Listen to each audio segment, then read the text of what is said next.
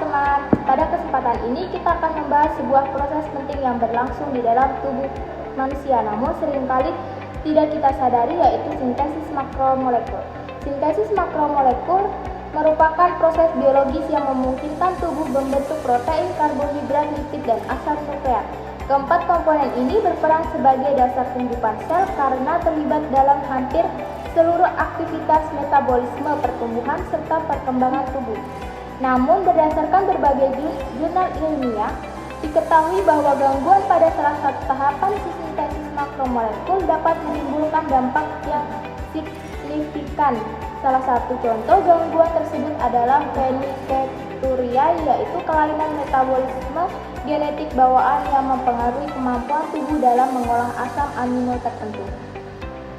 Pada pembahasan ini disusun berdasarkan penelitian deskriptif dan studi literatur dari jurnal biokimia dan kedokteran. Penelitian tersebut mengkaji phenylketonuria sebagai gangguan enzimatik serta dampaknya terhadap sintesis makromolekul dan fungsi sel, terutama pada sistem saraf. Hasil kajian menunjukkan bahwa pada penderita phenylketonuria terjadi kerusakan atau ketidakenziman fenilalanin hidroksilase. Enzim ini berfungsi mengubah fenilalanin menjadi tirosin yang merupakan asam amino penting dalam proses sintesis protein. Apabila proses ini terganggu, fenilalanin akan menumpuk di dalam darah dan jaringan tubuh. Akibatnya membentuk protein tidak berlangsung secara optimal. Gangguan ini juga mempengaruhi pembentukan hormon, neurotransmitter, dan enzim lain yang dibutuhkan tubuh. Karena protein memiliki peran utama dalam mengatur berbagai reaksi metabolisme, gangguan sintesis protein dapat berdampak luas. Proses sintesis karbohidrat, lipid, dan asam nukleat turut berpengaruh sehingga keseimbangan sel terganggu, pembelahan sel tidak berjalan normal, dan perkembangan organ khususnya otak dapat terhambat. Dapat disimpulkan, sintesis makromolekul merupakan proses penting dalam tubuh karena berperan dalam pembentukan protein, karbohidrat, lemak, dan asam nukleat yang dibutuhkan sel untuk tumbuh dan berfungsi dengan baik.